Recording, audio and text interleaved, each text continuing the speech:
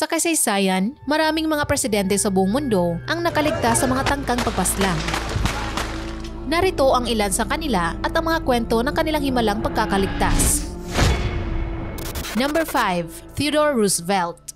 Si Theodore Roosevelt ay kumakandidato noon bilang Pangulo sa ilalim ng Progressive Party na kilala rin bilang Bull Moose Party matapos siyang humiwalay mula sa Republican. Habang naghahanda si Roosevelt na magbigay ng talumpati sa labas ng Gilpatrick Hotel sa Milwaukee, siya ay binaril sa dibdib ni John Scrank, isang may problema sa mental health na tagapamahala rin ng isang bar mula sa New York gamit ang isang .38 caliber na revolver. Ang 50-page na manuscript at ang kanyang salamin na nakalagay sa kanyang coat ang nakatulong upang mabawasan ang bilis o impact ng bala kahit hindi ito pumasok ng malalim sa katawan ni Roosevelt. Sa kabila ng kanyang pagkakabaril, iginiit niya na tapusin ang kanyang talumpati bago humingi ng medikal na atensyon. Nagsimula siya sa kanyang talumpati sa pagsasabing, "Ladies and gentlemen, I don't know whether you fully understand that I have just been shot, but it takes more than that to kill a bull moose." Nagsalita siya ng halos 70 minuto habang ang dugo ay lumalabas mula sa kanyang damit. Matapos ang kanyang talumpati, dinala si Roosevelt sa ospital kung saan natuklasan na ang bala ay naipit sa kalamnan ng kanyang dibdib ngunit hindi pumasok sa baga. Nagpasya ang mga doktor na mas ligtas na iwan na lang ang bala sa kanyang katawan kaysa isagawa ang operasyon upang alisin ito.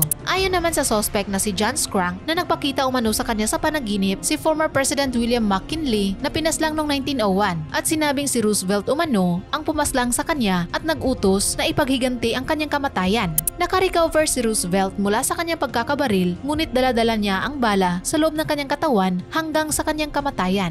Number 4. Ronald Reagan.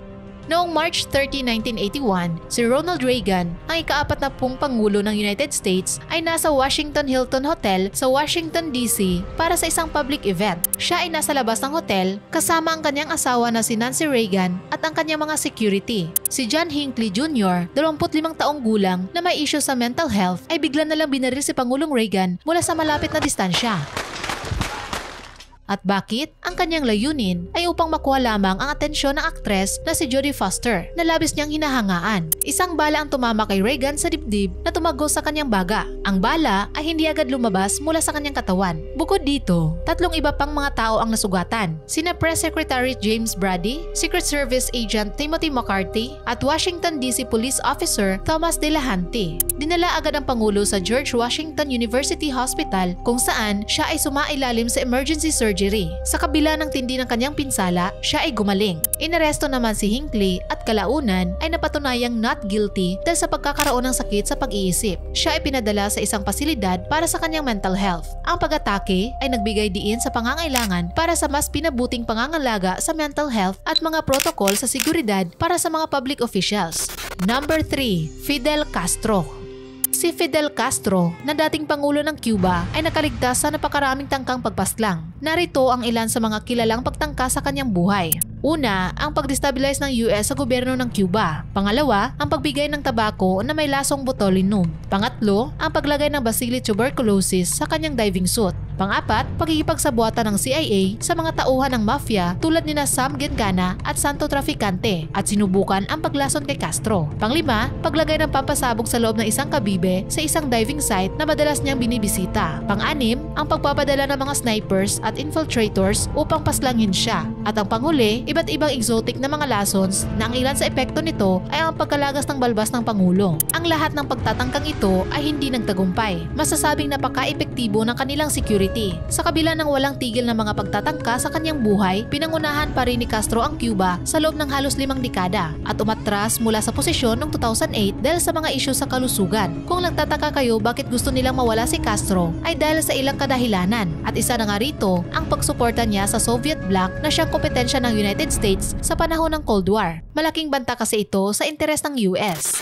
Number 2. Nicolas Maduro. Noong August 4, 2018, naganap ang pag-atake sa presidente nang nagkaroon ng military parade sa Caracas, Venezuela. Ang tangkang pagpaslang ay sinagawa gamit ang mga drone na may dalang mga pampasabog. Ang pangunahing target ay si Pangulong Nicolas Maduro na nooy nagbigay ng talumpati sa nasabing okasyon. Agad na naputol ang military parade at si Maduro ay mabilis na inihatid sa ligtas na lugar ng kanyang security team. 7 sundalo mula sa National Guard ang nasugatan sa insidente, habang si Maduro ay hindi nasaktan. Matapos ang pag-atake, ilang mga sospek ang naaresto. Ayon sa gobyerno ng Venezuela, ang mga sospek ay may kaugnayan sa Colombia at United States. Inakusahan naman ni Pangulong Maduro si Pangulong Juan Manuel Santos ng Colombia at ilang grupo sa United States sa pag-atake. Ilang mga oposisyon at mga analyst ang nagmungkahi na maring peke ang pag-atake na isinagawa ng gobyerno upang bigyang katuwiran ang paghihigpit sa mga tumututol. Matapos ang pangyayari, mahigpit na pinalakas ang seguridad sa paligid ni Maduro at iba pang opisyal ng gobyerno. Sa panahon ring iyon, ang Venezuela ay dumaranas na ng matinding krisis sa ekonomiya, kabilang ang hyperinflation, malawakang kakulangan ng mga pangunahing produkto at malaking bilang ng mga taong umaalis sa bansa. Number 1. Donald Trump. Bago tayo magpatuloy, ilike mo muna ang videong ito. Baka makalimutan mo eh. Mag-subscribe ka na rin para friends na tayo. Okay.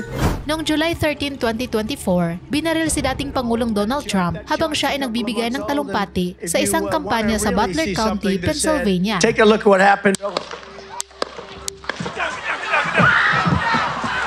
Habang siya ay nagsasalita, may narinig na mga putok kaya't napahawak siya sa kanyang mukha at dumapa. Agad siyang nilapitan ng mga Secret Service agents habang ang mga tao sa paligid ay nagpanik at nagsisigawan. Pagkaraan ng 1 minuto, habang tinulungan siyang itayo, itinaas niya ang kanyang kamao sabay sabing fight at siya ay sinakay palabas ng entablado. Mabuti na nga lang at ligtas si Trump at di napuruhan. Ang assailant ay nasa 120 to 150 meters ang layo mula sa kinatatayuan ni Trump at ang gamit ay isang semi-automatic rifle. Agad namang binalikan ng putok at napasla ng mga sniper ang shooter. Nakilala ng FBI ang suspect na si Thomas Matthew Crooks, 20 taong gulang na mula sa Pennsylvania. Ayon sa mga lokal na opisyal, isang 50 taong gulang na dating bumbero na si Corey Comperator ang nasawi at 2 iba pa ang malubhang nasugatan dahil sa mga ligaw na bala na pinutok ng suspect. Naglabas naman ng pahayag sa Truth Social si Trump na nagpapatunay na siya ay nabaril at sinabing God bless America. Ayon naman kay Joe Biden na dapat raw kondinahin ang tangkang pagpaslang kay Trump. Wala umanong lugar sa Amerika para sa ganitong uri ng karahasan at hindi daw dapat hayaan. Ilang saksi ang lumabas sa social media na nagsasabing ang kanilang mga babala tungkol sa isang lalaki na may dalang baril ay hindi pinansin ng mga security forces. Agad naman nagsagawa ng investigasyon ang FBI. Sinuri nila ang bahay at sasakyan upang mangolekta ng karagdagang ebidensya. Ang mga kahina-hinalang kagamitan na natagpuan sa parehong lokasyon ay pinasiguro ng mga teknisyan ng bomba at sinusuri sa FBI laboratory. Napag-alaman na ang mga baril na ginamit sa pamamaril ay binili ng ama ng sospek at binenta sa kanyang anak nung nakaraang taon. Maraming tao ang nagsasabing loner raw itong si Crooks. Tumutugma ito sa nakikita sa kanyang mga aparato. Halimbawa, ang listahan ng kanyang mga kontak ay napakaikli kumpara sa kung ano ang karaniwang makikita sa karamihan at hindi masyadong nakikisalamuha maging sa personal man o sa social media.